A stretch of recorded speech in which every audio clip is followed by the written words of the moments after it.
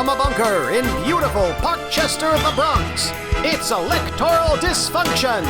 Now, here's your host, Tom Brennan. Hey everyone, welcome back to Electoral Dysfunction, the show where comedians and experts debate the news of the week from the safety of their quarantine. I'm your host, Tom Brennan. Thank you for being with us for another week. Before we get started this week, I want to give a quick shout out to our old pal, the pop culture priest himself, Jim McDermott, who has a wonderful article out in the National Catholic Reporter called A Place for Us on Being Gay in the Priesthood. It is a wonderful meditation on faith, on identity, it is, just go read it. I'm going to drop the link in the description of this episode. Check it out. Jim, we're so proud of you. Wonderful work. And as always, if you like watching our show every week, please consider contributing to our Patreon. Everyone who does this show does so for free, and any dime of money we get is going to go right back to them. I'm not keeping any of it. Patreon.com/electoral dysfunction. And otherwise, we're going to get going to the show. We got a great panel today, great bunch of guests. As always, please like and subscribe on Apple or Google Podcasts, Stitcher, Spotify. I think we're on Audible and Amazon. I assume Russian state media is making use of it for something. And, you know, if you donate to the Patreon, Vlad, knock yourself out. With that, let's get this show on the road. Ned Thorne, our director, wipe me to the first guests. You just saw my pit stains. All right, join me in welcoming our first guest. This is exciting. It's our first ever guest from across the pond. I mean, I think outside of our old pal Kent McClarkelson showing up from Calgary, our first international guest. Joining us from the UK, they are proper dodgy. Separately, they are Georgie and Babette. Welcome to Electoral Dysfunction, proper dodgy. How are you? Hi, babes. Right, you're right, babes. Yeah, we're all right. Yeah, you know, just to clarify for your listening audience, we're in Essex, okay? So we're like Southend by the sea. And it's like right sad. All my proper like chippy shops are like not open because this stupid pandemic, but whatever. I don't even know how to get takeaway these days. I've resorted to having make my own food, which is just a bunch of ramen. And like, babe, I love you, but like your curry chips are just not as good as the one at the shop. I know, and they always give me the shits. They really do, and like not in the good like cleansing way, you know, like when you're doing like a cleanse. Yeah, that's the good one. Yeah, Tom, do you do cleanses? Do you like shit so you feel better? I mean, I do feel better when I shit. I have not done a cleanse in a while. It is nice off of this conversation to know that it's one thing that connects all of humanity right now. It's this COVID virus inconveniencing our daily lives. So it's awful. Absolutely. It really is. Well, thanks for joining us. You know, in this show, we talk about the news of the week with interesting people, and we're so happy to ask you and get your take, particularly get an international take on the COVID crisis. The biggest thing here in the U.S. right now, we have a new president, Joe Biden. Love him. He was so proper hot when he was well fit when he was young. I can tell you, well fit. God, like proper trade, like well fit. Yeah, he's like a uni boy. Yeah. Like hot. He's educated. Yeah, like he could buy me a bombers and I would be like, okay, thank you. Absolutely, babe. Yeah. Good to know. Oh man, I think he was in good shape, and even with the hair plugs. But he, you know, one of the first things he did, we have the majority of the COVID in the United States has been from Europe, so there is currently some travel restrictions between the U.S. and the UK. What do you think about that? Right. Yeah, I'm just like really grateful right now that you're crazy people just not coming into our country. I'm sorry, but that storming of the Capitol, that scary. Was scary. Did not like it. Sure. Did not like it important. At all. You're like QAnon people are like important everywhere, like across the world, and like I understand that, like, okay, yeah, we have this like other strain of COVID, but like still, I think like your QAnon crazy right wing is like worse. Yeah. Well, you know, certainly, I guess they're comparable at least. I can't catch QAnon, but I suppose it could still kill me at a certain point. Talk to me about what life is like in Essex right now under COVID crisis, besides the chippy shop shortage. I mean, well, right now we're in lockdown number 3. 3. Okay, they 3 times. Cancelled Christmas. Oh, that's rough. It was proper terrible. Like, I had all these plans to like go see my mum and dad, like go way up the country, okay? And like I was stuck at home in my flat with like my flatmate, and like she's no Georgie, okay? Like No, she's a bit Georgie, how do you like describe my flatmate? I say she's a bit of a slag and also like a snob at the Yeah. same time. Like Yeah. she's snobby about her slagginess. Yeah. And so like pre-COVID, yeah, she would like bring these like lads over, yeah, and like after like a proper lash out at the bar, okay, and like a chicken Nando's after, she would like bring these lads back to the flat, okay, and then like I didn't really mind about that, but what I minded was that they would like leave the flat sort of a mess the next day, like it was gross, like I had to pick up their pubes out of my own loo, and then she had the gall to like when I was like washing the dishes, doing the wash up.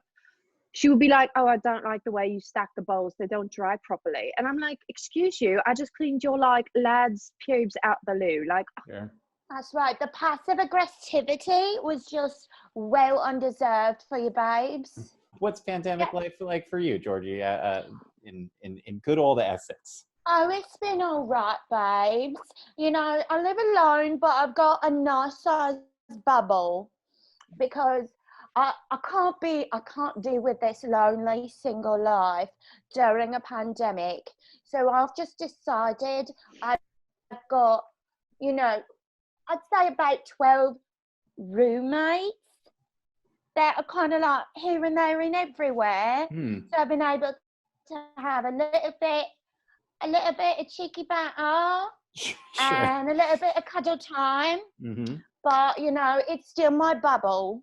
Yeah, that's how you make a bubble, babe. Zoe just made it so confusing out here.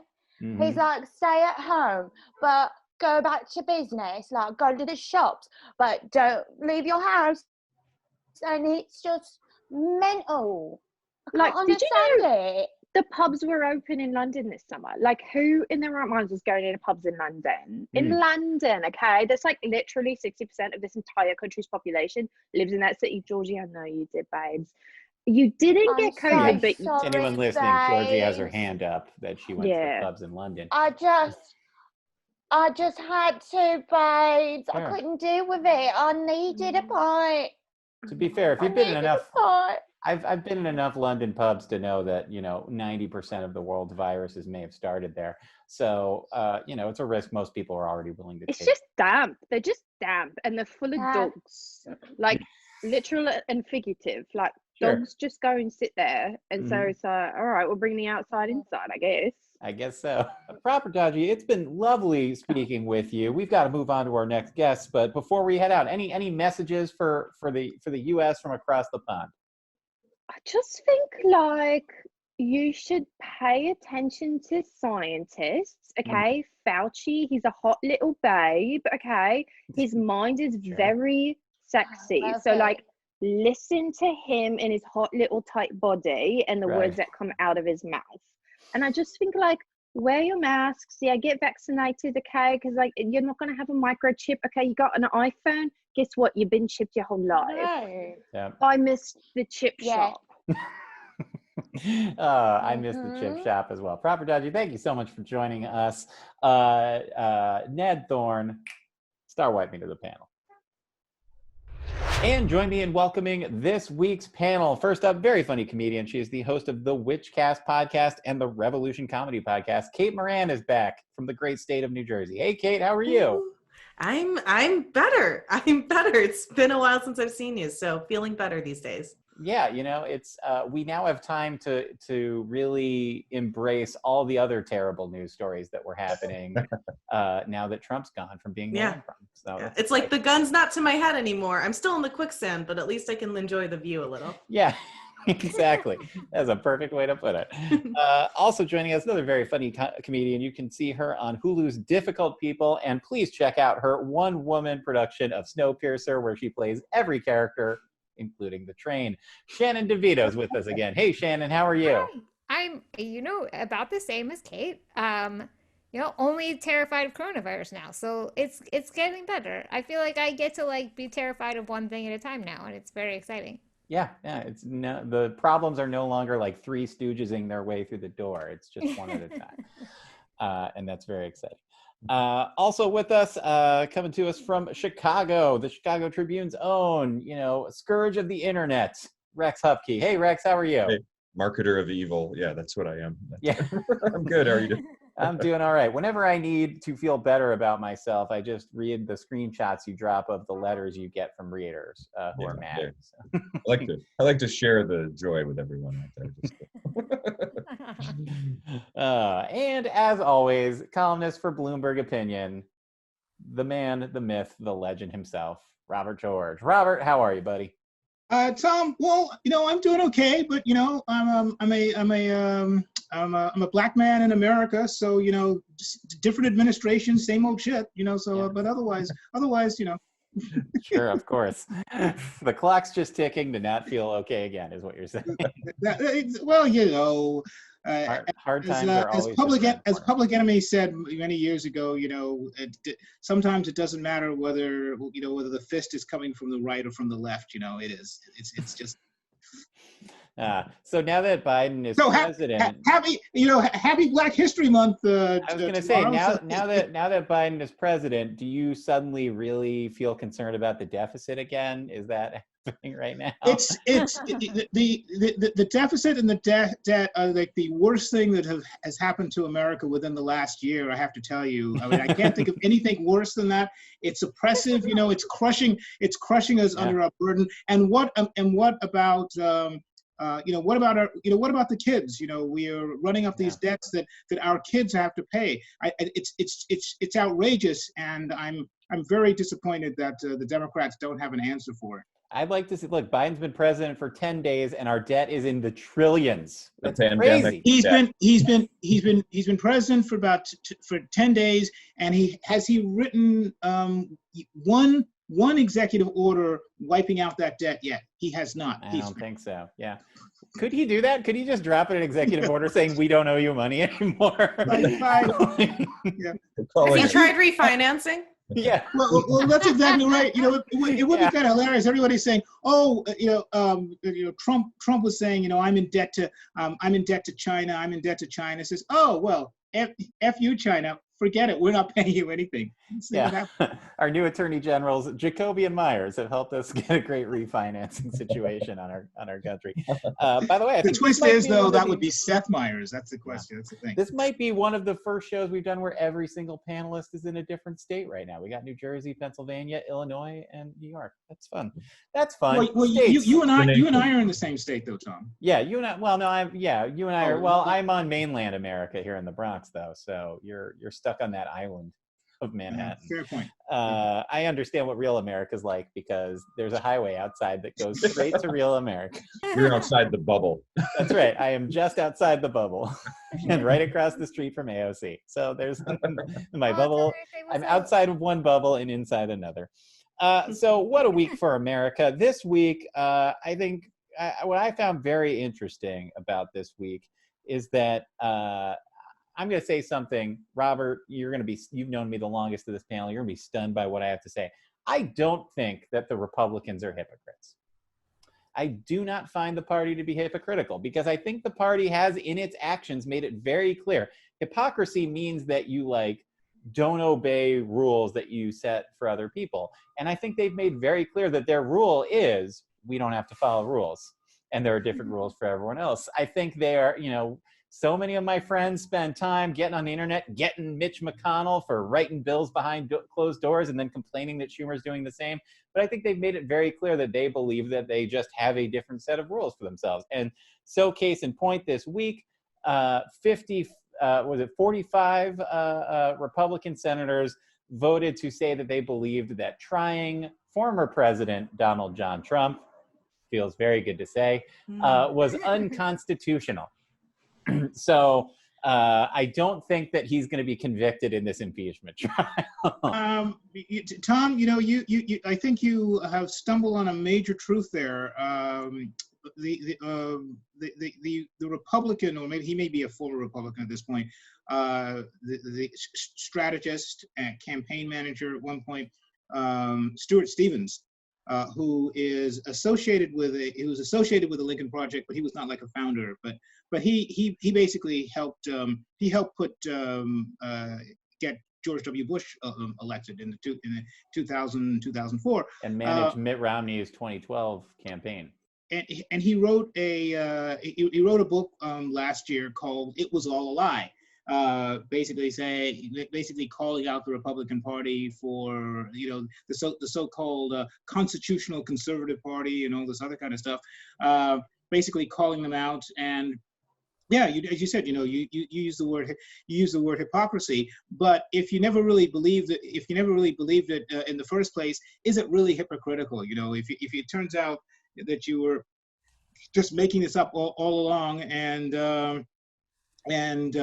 when you actually have as your own standard bearer and as your own president somebody who didn't care, ignored all the rules, was completely and totally in it for his own self-enrichment or his family's self-enrichment, and basically you're saying by your vote that a president can conceivably do any kind of impeachable, unconstitutional action in the last few weeks of this presidency, and the House can impeach.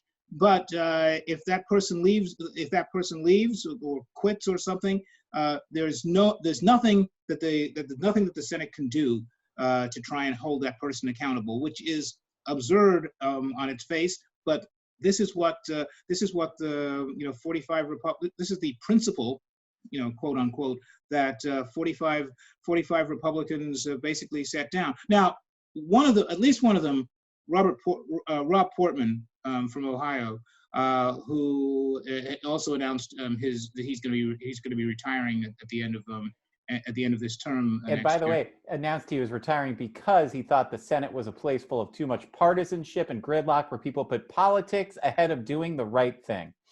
That's exactly right. Now he said, and then proceeded to say, "I'm not going after Donald Trump. I need to live." He said he says that his vote, and this, by the way, was a procedural motion that Rand Paul, who is just maybe one slight tier below Ted Cruz and Josh Hawley in terms of having like no real integrity. They had made the argument that since Trump was no longer president, you couldn't hold a trial for the former president. Portman said the reason why he sided with Paul and all but 5 other Republicans was because he thought that it was an important constitutional question that needed to be hashed out ahead of time, but he was still, basically holding out to see how the actual trial and look at the actual evidence to determine whether he would find Trump guilty, which is about as squishy as a response as you can find. I have a question. So I'm a few days behind, I think, on this story because obviously coronavirus and a lot of other things have come to the top of the headlines. But weren't they also debating on whether or not they could use filibuster anymore within the Senate, and the idea of whether or not they would need a supermajority on this vote versus just the regular majority? Isn't that those are two different things. There is this debate about the filibuster, whether to keep it, and there was a big fight going on between Majority Leader Schumer, and he's Majority Leader because Biden is president and Kamala Harris as vice president gets to break ties. There was a fight over the organization of the Senate, and in terms of who who are the committee chairs and how the committees are assembled. The sticking point was that Mitch McConnell was making the argument that he would not approve any organizing rule for the Senate going forward. I mean, and you need 60 votes to get the organizing rule passed, just like you need 60 votes to get most big legislation passed. The point was that the Democrats ahead of time had to say. The Democrats had to say ahead of time that they wouldn't end the filibuster rule. They would not break up that 60 vote margin. But that was completely separate from the impeachment vote. I want to just to clarify, because this always confuses me. 60 votes to end debate so that you can vote yes or no. You still only need a simple 51 vote to win. Gotcha. Another side debate that was going on that also overlaps here is that some people in the Senate are talking about, instead of impeachment, invoking the 14th Amendment on Donald Trump, which would bar him from running for office again for acts of insurrection against the country. And that is a simple, I think, up and down vote. Like, you don't need 60 votes for that to pass. You just let's just do that. I think. Well, it's two things. But you do need 60 votes to get it to the floor, I believe. Well, it's two things. There are two ways there would be two ways to conceivably prevent Donald Trump from running again. One would be to convict him in the impeachment trial, and then after that have a simple there would be a simple majority vote to deny him from running again. That's the way impeachment works. It's a two process. Well, technically, you've got the actual impeachment indictment in the House, and then the trial in the Senate, conviction, and then a separate vote to say this person is disqualified from running from office ever again. Now, it should be clear here. It's not always the case that the Senate will do both, and there's a good example of that in terms of the House. Congressman Alcee Hastings from Florida was initially a federal judge who was impeached and removed from office. But for reasons I don't know, they decided there was no vote on whether he should be allowed to run for office. And so a few years later, he then decided to run for the House, and then the rest is history. So that's the minute he won, like, the House clerk was like, "Shit, that's what we were gonna do. We were gonna vote to ban him, but it was Friday, and we wanted to go home." Yeah, but the 14th Amendment is the other option you have in terms of trying to, in terms of voting somebody to prevent somebody from running for office again. That has not really been invoked, though, since the Civil War, and I think that would be a lot more constitutionally fraught than the impeachment round.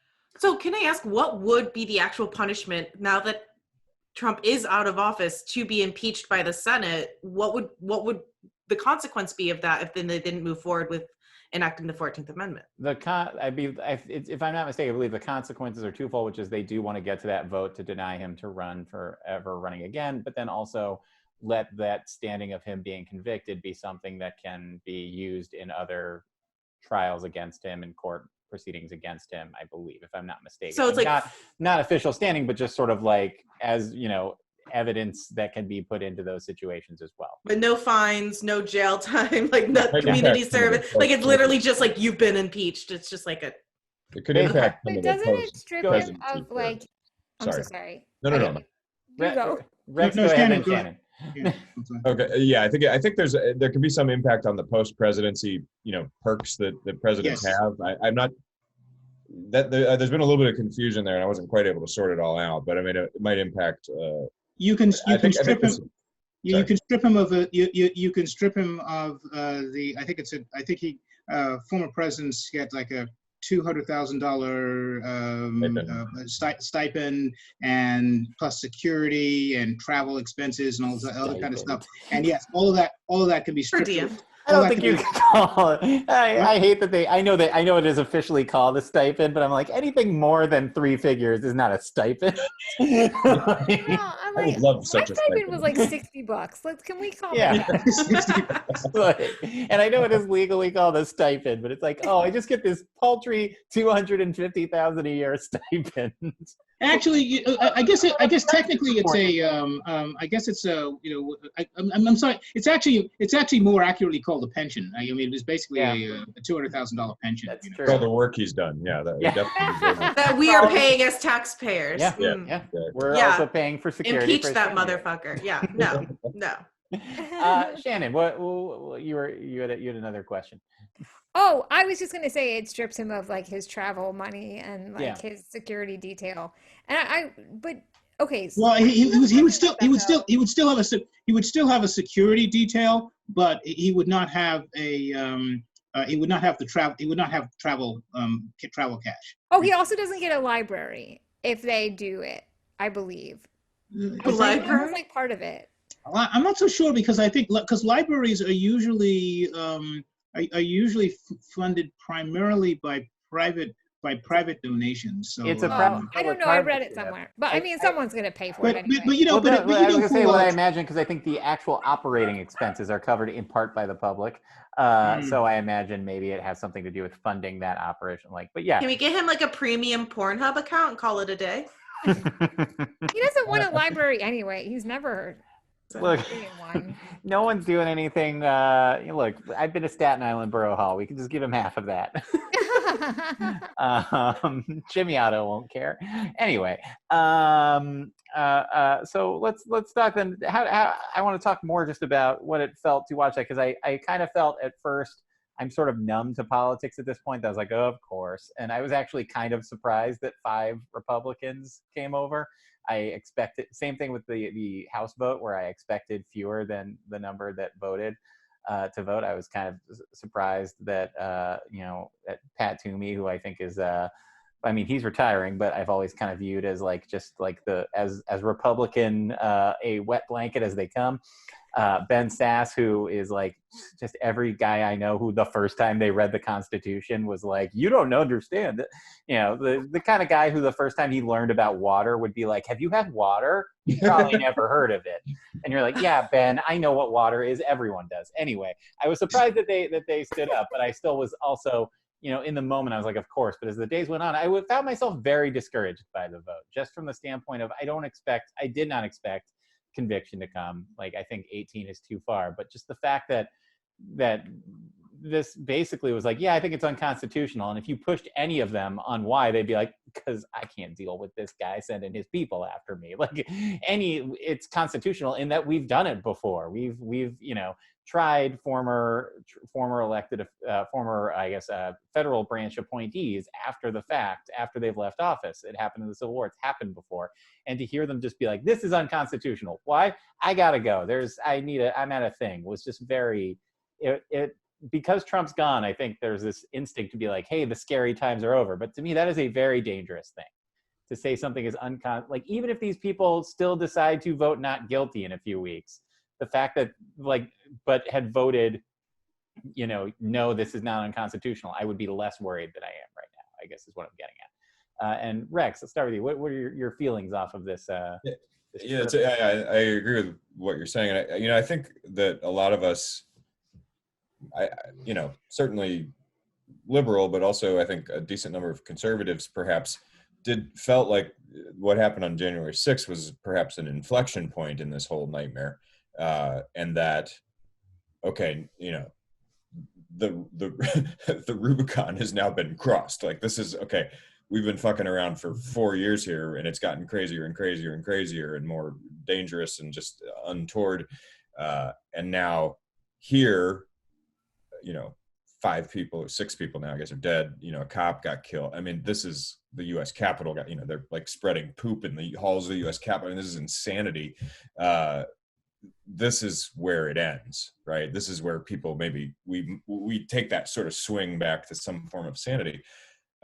fools that we are. I think a lot of us thought that, and I think what we're seeing now is the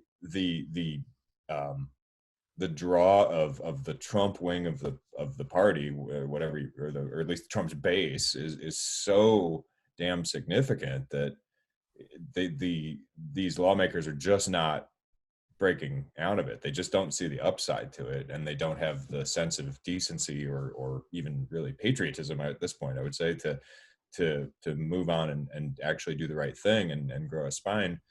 And then also they're just they also believe, I think, and I think it's because we laid the groundwork over the past 4 years, that it was always the same cycle. Something bonkers happens, everybody's appalled, even some Republicans, and then it just kind of they start spinning it stupid ways that certain people will believe, and then it just goes away and they get past it, and then the next thing happens, and that's how this is always just continually escalated. And it seems like it's happening again. And frankly, I am surprised. I feel like I should never be surprised at anything ever again for the rest of my life, but I am surprised that this actual domestic terrorism attack in the US Capitol that killed a police officer is just being whitewashed basically by the GOP most of the GOP anyway at this point.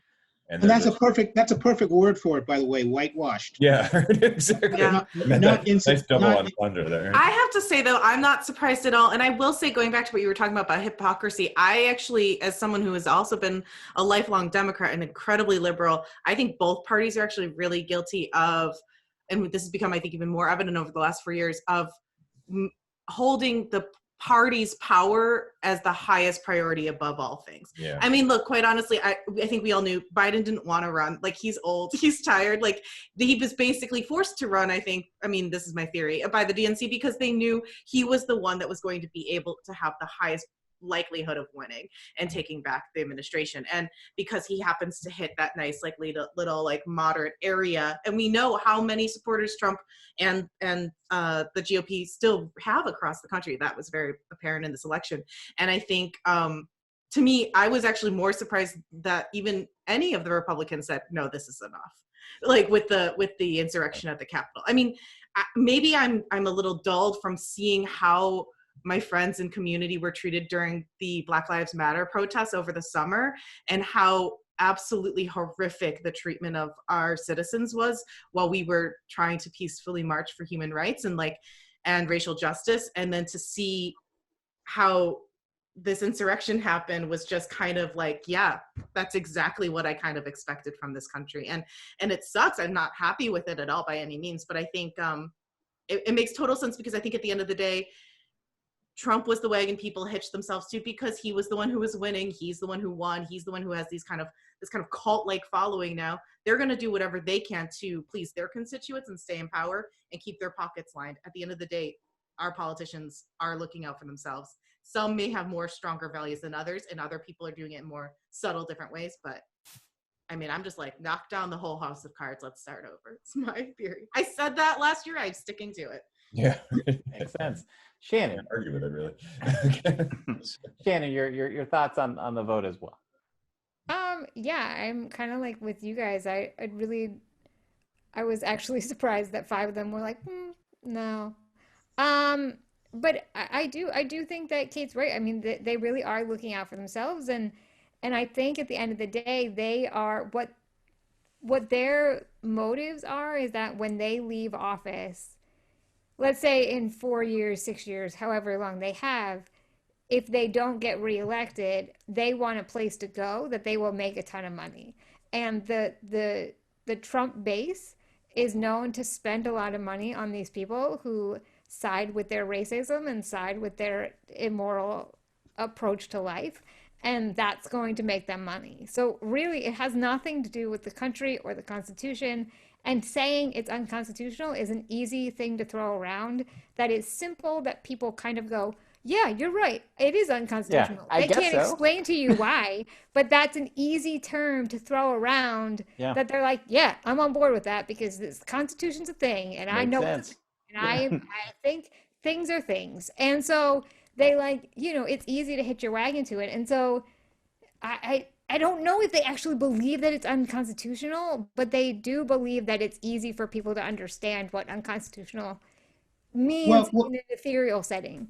they try to. I mean, going to your point, Shannon, they depend on the ignorance of their base and the ignorance of the broader republic, of the broader republic and the public.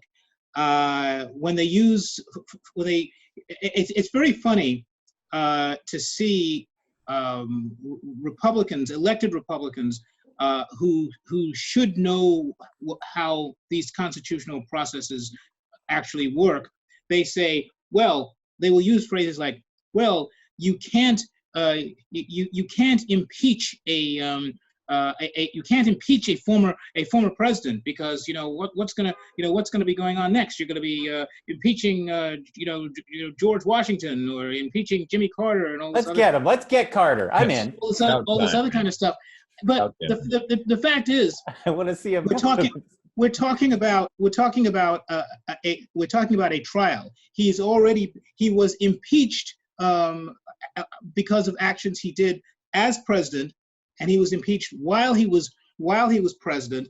And now the question is, can the Senate hold a trial and assess him on those actions that he did as president? And it's absurd that the Republicans would think anything different, would try and suggest that they don't have any power, or it's a moot point, because again, as I said earlier on, you're creating the precedent, or you're creating the grounds for basically any president who has lost an election or is in the last couple of weeks or a month or so of his term or her term going forward, and they basically can do anything they want, and there's absolutely no consequences.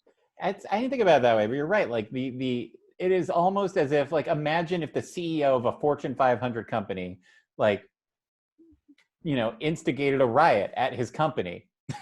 People got killed.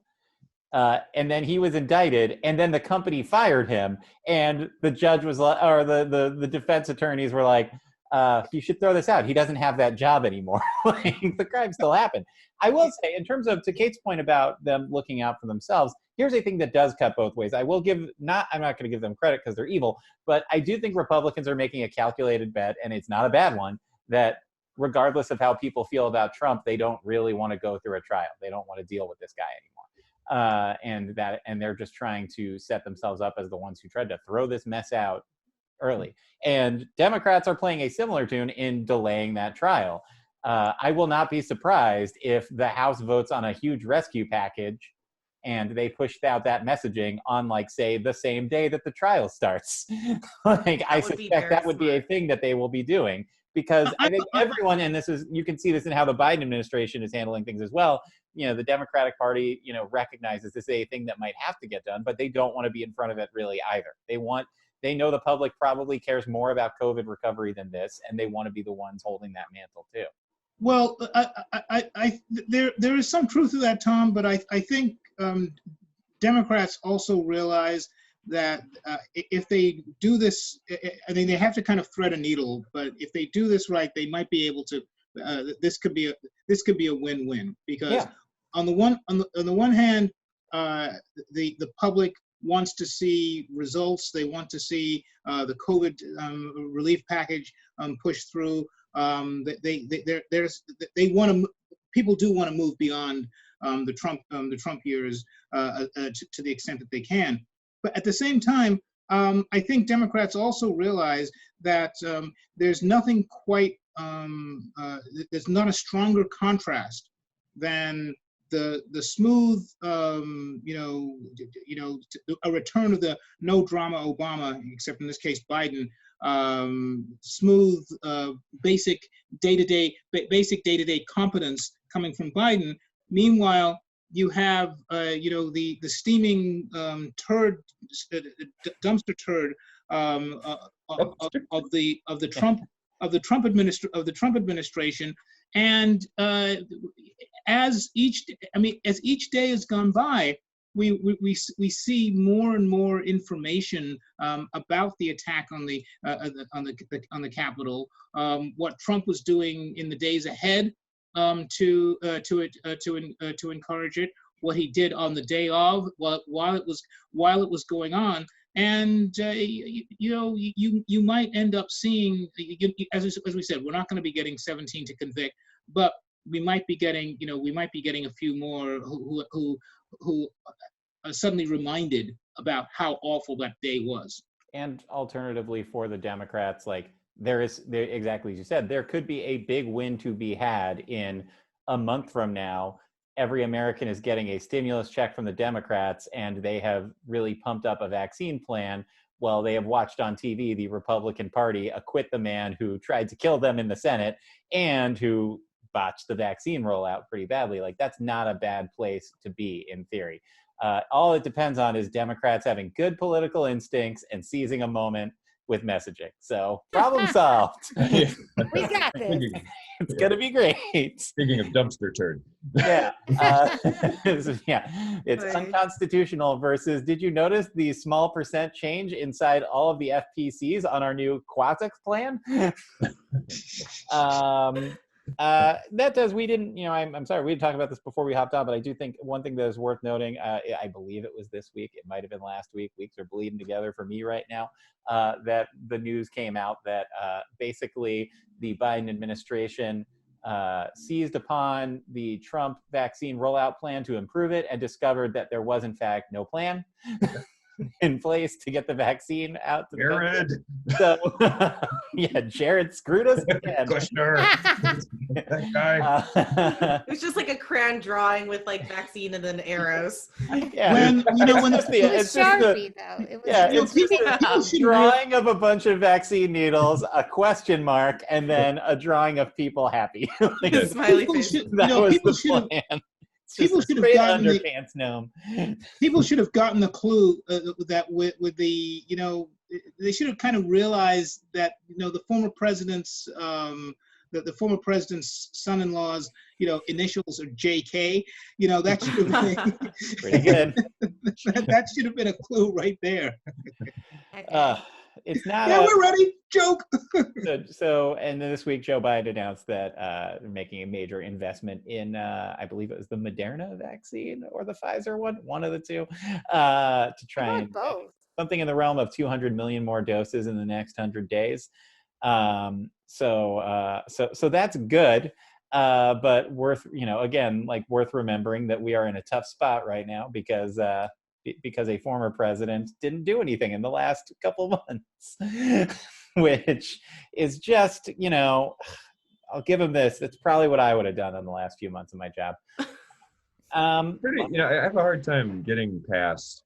I was just thinking about this last night, actually. Just every couple days or so, it kind of hits me where I'm like, we've lost. What are we up to now? Is it 400,000? It's over 400,000. Yeah, we're over 400,000 deaths, and we're doing so remarkably bad among developed nations or whatever the term is. I mean, staggering. Like it's a global embarrassment, and 400,000 deaths. I mean, it's insane. And it just that just kind of rolls up. Like nobody's that. I don't know. I mean, he's done all these horrible things. We're talking about impeachment for the insurrection in the Capitol, which we should be, but how do you just sort of let the 400,000 dead slide with just the complete incompetence? It just, I feel like that is underplayed somehow in terms of feels like a war crime in a way. Yeah, right. I mean, I think it's just so staggering that we can barely comprehend it. It's too big almost to feel about. Just like, I guess. And I was speaking with my sister this week, who made a quick reminder that I think in the early briefings back when Trump said this would be gone in a week or so, that even I think the Faucis of the world were saying if this gets bad, we could lose as many as 250,000 people or 125,000 people or something like that. That was the worst case scenario. And it is staggering and heartbreaking. I'm curious, has anyone on this in this panel gotten, I don't know the rules where y'all live, been able to get vaccinated yet or anything like that? Still not yet, right? No, Yeah. I'm in the first group, but I keep looking and refreshing my feed every day to find out where to get it, but I can't seem to. And that's the craziest part to me. And like I think by all means, like I don't want to oversimplify a vaccine rollout. Like they're hard, they're really hard.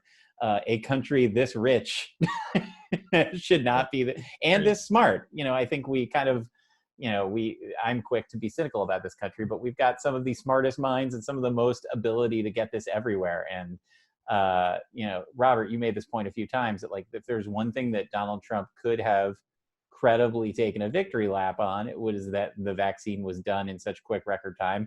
And in turn, like, part of why, like, I won't give him credit, but like I'll say part of why it worked is because he kind of just got out of the way and let the experts handle it. He also was well positioned to get out of the way and let experts handle a logistics plan to distribute, and could have been doing that. And right now, like, think about it right now, an impeachment trial could be going on and America could be like, look, you got to give it to Trump, he got the vaccines to people. And yet not the case. He could have gotten out of the way and let the experts handle the coronavirus Yes. from the beginning. Yeah, well, and that's why that's what's so stunning about the vaccine is that like he demonstrated he could do that, and he just didn't want to. Yeah, well, I mean, because after he did the, he's like the, he's like the ringmaster of the circus. He's most comfortable, introducing the acts. Watch it. Here's the lion tamer over here, and this one's over here, and so forth. But but by the time the election rolled around, even though weeks before, he had boasted about Operation Warp Speed and things like that.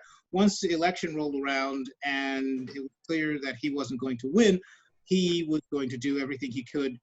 All of his energy, 100% of his energy was focused on figuring out how to overturn the election, and he didn't really give a damn about anything else. And so he's a classic narcissist. I mean, at the end of the day, all he ever has cared about is himself, how he looks, his popularity, his power, his means to wealth. I mean, and so of course, like the only reason he might have even done anything positive in regards to the vaccine or the virus was to serve himself. So it makes total sense that he would have kind of spiraled out of control over the last few weeks. And that's the thing though, like he's a narcissist, and he's also like, he's smarter than I think he is, but he's still pretty dumb, because I think a smart narcissist would have been like, here's what I'm going to do. I'm going to nail this vaccine rollout, and then I'm going to run against this guy in 4 years, and then I'll be back, and vengeance will be mine because I'm the greatest guy. Not a strategist. Speaking of crazy people who might be narcissists, let's talk about the representative from Georgia's 14th, Marjorie Taylor Greene. Representative Greene this week in some hot water as videos surfaced of her accosting the Parkland survivors. I believe, if I'm not mistaken, it was either a tweet or where she either agreed with, or perhaps, if I'm making sure I read this right, it sounds like a joke, asserted that Jews control a giant space laser that causes the forest fires in the West Coast, which, if that part's technically accurate, but okay, go ahead. If the Jewish people control a giant space laser, I feel like this would be a different world. I've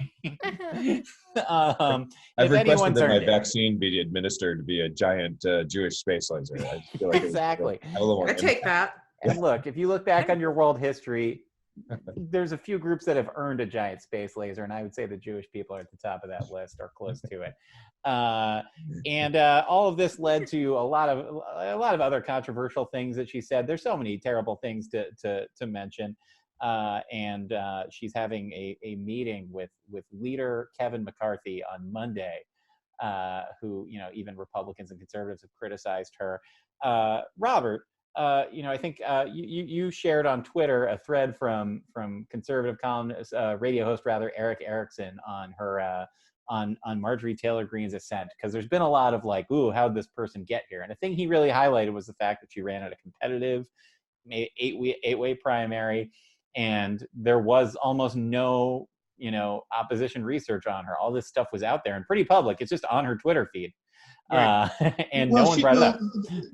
This is a very conservative district in northwest section of Georgia.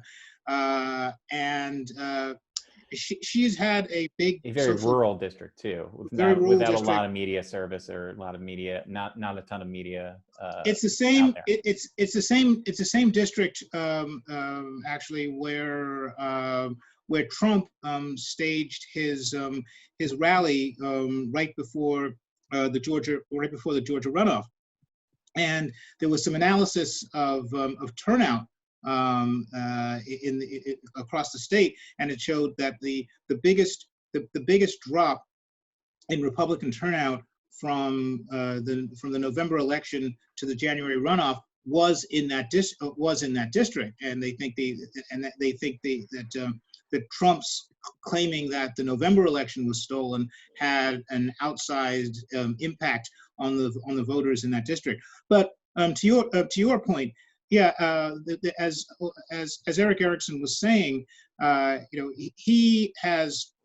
I think he's got two radio. He's got one radio show in the morning, and then a shorter one. He's got a drive time one in the afternoon, and he said that he was surprised that he wasn't getting any. He never got any kind of opposition research on Marjorie Taylor Greene from any of the other Republicans running in that district. Part of the problem was because she had a larger social media following. There was a realization amongst the other candidates that she was going to get she would make a runoff. She would get one of the slots in a runoff for that particular district. So the other candidates were basically beating up on each other to try and get to basically be the other person in the runoff, and so they almost kind of ignored her, beat each other up, and then she wins the runoff. And the Democrats ran like a kind of a token candidate who he ended up withdrawing before election day. So she ended up having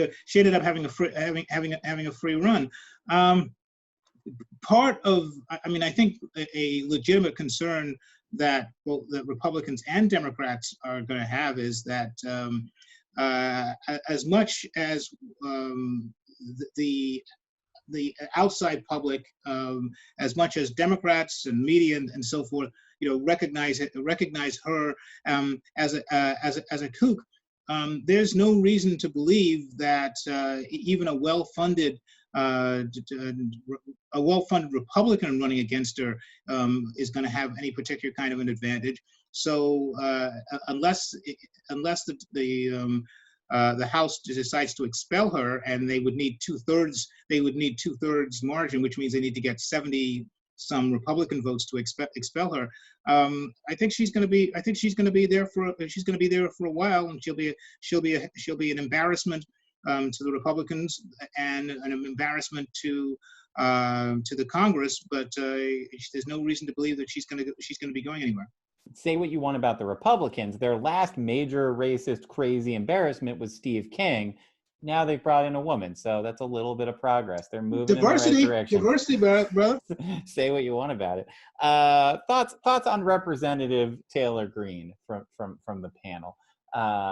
Shannon, we'll start with you. Thoughts on the many mishaps she got into this week before she sent around a huge fundraising email that I'm sure did very well for her. Yeah. Oh yeah. She's a Looney Tune. I don't know really what else to say about her. I do have one question though. Has she done, she's crazy, and please don't get me wrong, I hate her and everything that she said. She said some really terrible things about regarding using disability terms in very derogatory ways this week, which was just heartbreaking to hear a representative use that terminology. But has she done anything illegal besides maybe giving the people tours the day before the insurrection? I don't think That's a good question. I don't think she's done anything that can be considered illegal. But again, there's that big caveat as to either the tours on January 5th and whether that was, whether she knew these were people who were going to assault the Capitol, or whether she thought it was, she was just, doing tours for constituents who were coming to DC to peacefully protest. We don't know that so far. Obviously, she's got all of these the crazy QAnon theories that are out there. But as to whether she's done anything that crosses the legality line, you're right. It's not something I can actually say that has happened. But though, in fairness, the House has the power to say that we feel such and such a person brings disgrace to the House, and they're not allowed to. They're not allowed to be a member. They've got the power to say that. But even if they throw somebody out, there's nothing to stop her from running for the seat again, and they would have to go through the whole process again if her constituents elect her again. Well, do you think that she's like leaning into this hardcore in the way that like Tomi Lahren and those kind of people, like, do you think that she truly believes this stuff, or do you think that she's playing a character? Because I tend to want to believe that people are smarter than that, and that they are playing this character, and that they've fallen into this role. But I honestly, I do think though that she believes it, and that she's part of this cult, and she's been brainwashed. But I don't know. I like, how do you run for public office and not have some sort of, I answered my own question.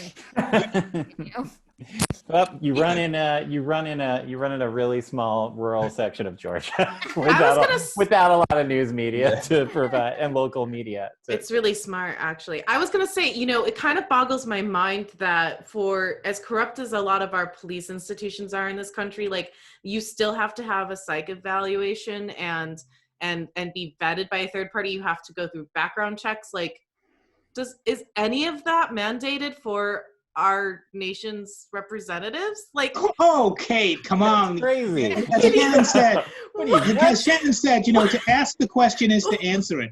Like, I don't understand. Yeah, I mean, like, you have to guess their mental state based off the qualities of 30-second advertisements that come up every 4 years around September through November. Complete lunacy to me. Like, this is why we're in these situations. Like, there needs to be at least some sort of basic, like, aptitude tests and psych evaluation before we have these people who are in charge of passing our laws and bills and acts that affect our day-to-day lives and our finances, like, and our health. That just, like, I wish her all the best, like. Kate, I think the phrase they use down those parts is bless her heart. Yes, bless her heart. Bless her God, GD heart. Yeah. Rex, your thoughts on Representative Green? I would. Well, just like two things on what everybody's been talking. I grew up in Florida, and yes, thank you. And Florida is basically just like Georgia with more tourists and more swamps. But I agree. Like, I think Tomi Lahren is playing a role. I think, or Lauren, however you pronounce it. And I think Sean Hannity. Like, I think most of those sort of Fox News people and a lot of the right wing squawkers on radio are all. They might buy into some of their own bullshit a little bit, but they're largely, I think, making money and playing a game. Marjorie Taylor Greene is the real thing, I think, and because I think she is that crazy. And I say that because I've met and known lots of people who, male and female, like, not who fit that sort of like this. Oh, holy crap, your cheese slid off your cracker long ago. But anyway, so I think she's a real legit nutter. But the thing with and here I am being mildly optimistic again, I guess. But the one thing that I do think is going to happen, and I say this, I covered the execution of Timothy McVeigh, the Oklahoma City bomber, back whenever that was, a decade or more ago, when I was with the AP, and I spent about a year writing about that case, and just a lot about the extremism that the Oklahoma City bombing kind of bubbled up from. It was a little bit different. McVeigh was a lone wolf.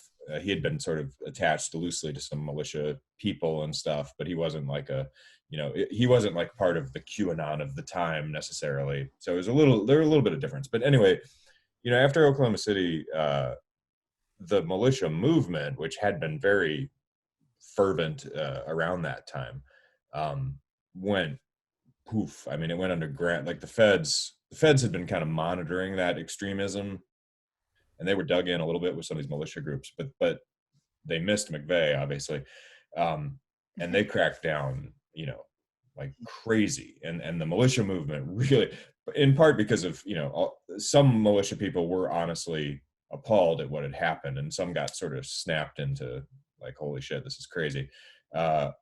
Some just got scared because most of them were just chicken shits in the first place. And then also the feds just, like they were not messing around anymore. So I think that when it comes to what happened at the Capitol, I think there's a lot more to come on that. I think that the investigation into that, especially with a new administration now, that's going to be taking it a lot more seriously. I think we're going to see more, and I think we're going to learn a lot more about how that was precipitated. And I think that the days of treating domestic terrorist groups, or whatever you want to call them, extremists, with any kind of like kid gloves is over. In other words, the way the Trump administration was downplaying them, I think the Biden administration is going to take it a lot more seriously. And so I think it's in those areas where you might see some knucklehead like Taylor Greene getting tripped up, because she's clearly waltzing around with all of these people. We don't know what she did as far as that tour goes. Maybe there's something there, maybe there's not. Yeah. But someone like her, I could certainly see being careless and it's like this white privilege times on steroids, where they think they can do anything, right? They don't think anybody, this is my country, I can do what I want, meh, meh, meh, meh, meh. I'm going to storm the Capitol, I deserve to do whatever, and I think that might wind up burning her and some of the other people that are sort of either knee deep in or at least mucking around the perimeter of QAnon and of other extremist stuff. Because I don't think when the feds get serious about stuff, like real serious about stuff, then the shit starts hitting the fan pretty fast, and you start to see people flipping, and it can snowball. So I think that's a real possibility. Your point about this we're in this era of white privilege on steroids, I think is quite apt. It's a great article in Politico, and I believe the writer is a former colleague of mine from when I was at the Post, the New York Post, Tara Palmieri. She followed Florida Congressman Matt Gaetz to this anti-Liz Cheney event rally. I just want to pause very quickly. The look on Shannon DeVito's face when you said the words Matt Gaetz. Yeah. For anyone listening, It's a very it's visceral reaction just- whenever yeah. you say his you just name. died inside. Go ahead, Robert. I'm sorry. Shannon, I apologize. I should have given a trigger warning at the beginning. I apologize. My bad. Okay, for next time. For next time.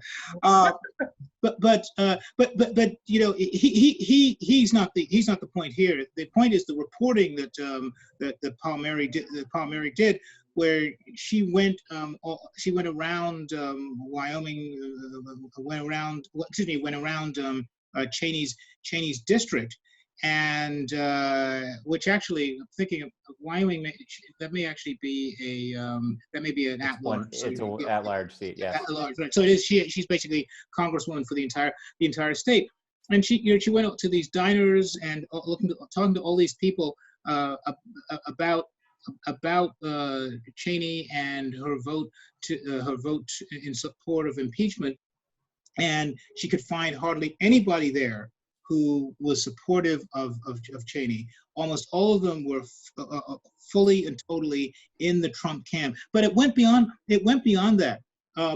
Several people refused to talk to her because she was wearing a mask.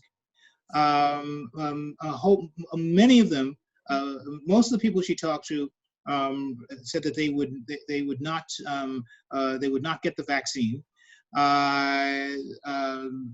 They all thought that that the impeachment thing was completely and totally absurd. And there was there was support for that congressman who shall not be named, but that stunt, the stunt that he was pulling, and this urging to urging that either she lose her leadership position in the House, and B to support any primary challenger that she's inevitably going to face. So this is this is the reward that being bold and brave and trying to stand up to Trumpism gets you in today's Republican Party. Can you really believe that we are now in a world where the Republican Party is divided and yelling at Dick Cheney's daughter for being too moderate? Like, what fucked up universe are we in? Like, I just remember when Dick Cheney was like the devil, like everything was so bad back. Oh man, how far we've come. What a world. How far we've come. I think an interesting thing, Rex, you were talking about the Oklahoma City bomber and you used the word lone, sort of lone wolf character. And I think what we run into a lot with these sort of extremist groups is we can make the mistake of assuming they're all these lone wolves. And like the lone wolves are generally just the members of this extremist belief that we learn about because they do something crazy and violent and get killed for it. But, I think a thing that's made me anxious in the Trump years and is still keeping me nervous now is we're finding more and more, normal people who are part of government or part of everyday life who, subscribe to these beliefs as well. And I think I was thinking about hearing all these stories from the Capitol of, members of Congress, of the House, refusing to go through metal detectors and bringing their guns onto the floor in protest. And, to your question, Shannon, like, is it an act? Is it not?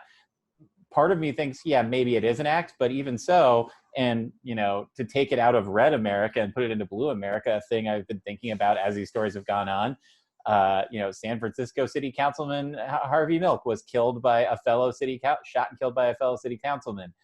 Here in New York City, we've talked about this a few times on this show, council member James Davis shot and killed by a rival for his, who ran against or was going to run against him for his seat in City Hall. I don't know if it's an act or not, but, there's no reason to believe that. I guess, I'm someone who always used to be like, there's no reason to believe these people are all crazy, but they're just putting on an act. But the more you look back at your history and the more you look at how extremist groups can be insidious, I feel there's no reason to not believe. And in fact, there's a lot of evidence that we could be in for a very dangerous term for the House of Representatives this cycle. I mean, you repeat something enough, you believe it, right? I mean, I'm sure Daniel Day-Lewis totally thought it was his milkshake at some point with all his method acting. I think also something that's so interesting is that, like, I keep saying this, but obviously I don't see this happening in the short term, but maybe my hope for the long term is that more accountability and more safety measures and processes coming into play. Like the fact that in the private sector, which, the government talks about how public and private is supposed to be separate. They also talk about how church and state is supposed to be separate. We all know that's not the reality in our country on both sides. I think, the fact that if you make racist remarks or if you are hateful online, you can get fired from your job. And that's a completely reasonable thing to expect nowadays. That happens.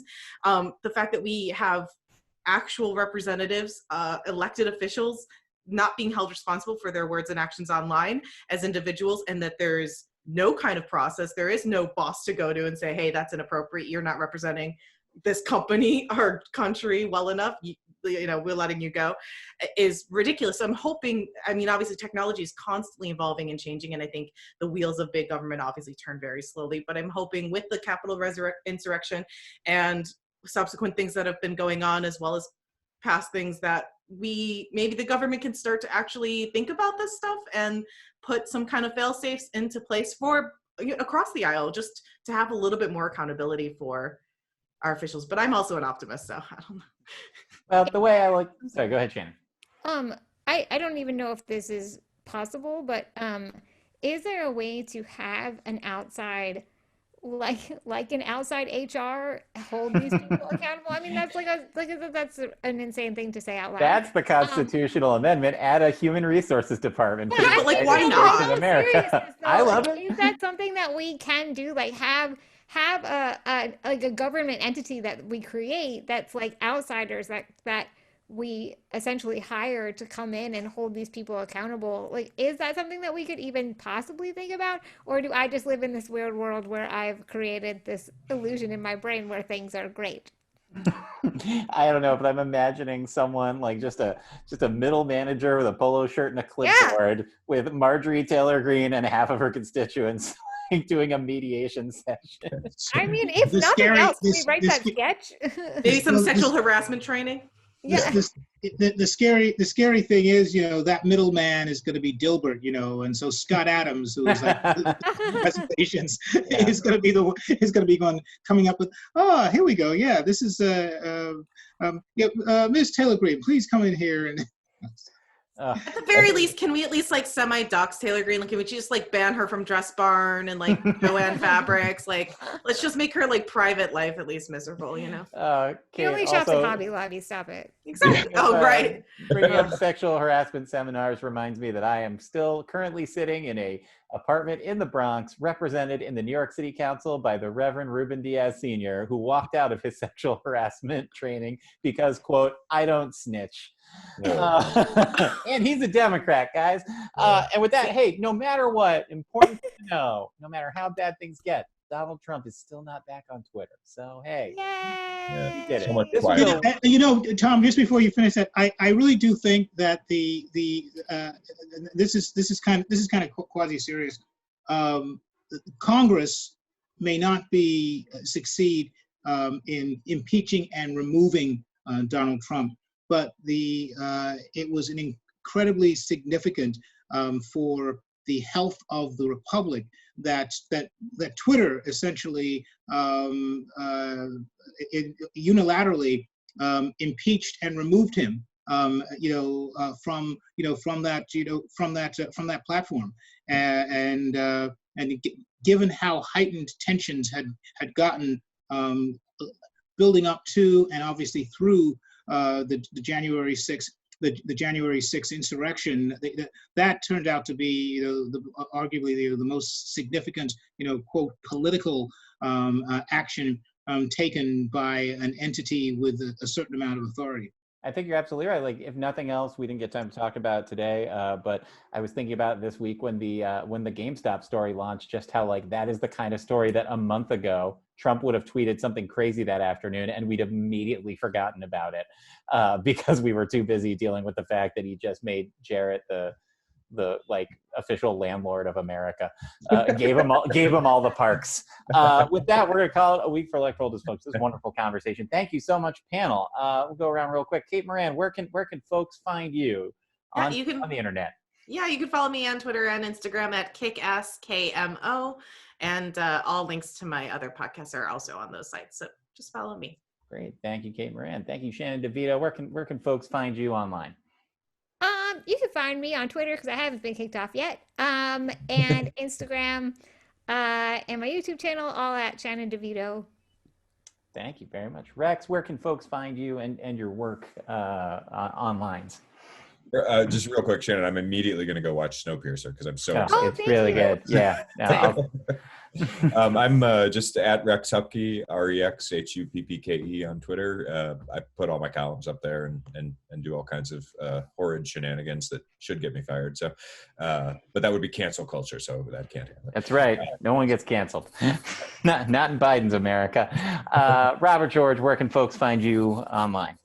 On the Twitters, you can find me at Rob George. Come for the puns, stay for the trenchant political commentary, or come for the political commentary and tolerate the puns. The choice is yours. You can also find me on Instagram at Rob George 29. Because that's my perpetual age, and and of course, my day job, I'm at Bloomberg Opinion. See that guy up there in the corner, exactly. And on Twitter, that's at Bo Opinion. So you can find my stuff there as well as some other really smart other really smart analysis. Particularly this past week or so, there's some like really great takes on the whole GameStop stuff. Excellent. Thank you very much again, panel, for being with us. And before we get going on this week's episode, I'm Tom Brennan. Find me on Twitter at Brennanator, on Instagram at Brennanatorgram. And before we get going, a couple other thank yous. First of all, thank you very much to Proper Dodgy for stopping by, aka Rachel Semigran and Elizabeth Spellman. Thank you, as always, to Declan Shalvey and Jordy Belair for helping to design the Electoral Dysfunction Eagle. Thank you very much to Kevin Scott for doing the show animation. Thank you to Joanne Harris for doing the show theme song. Thank you to Ned Thorne for being our announcer and for helping me to put these together and put them up online every single week. And now to play us out this week, very excited to have this gentleman play us out from the great state of New Jersey.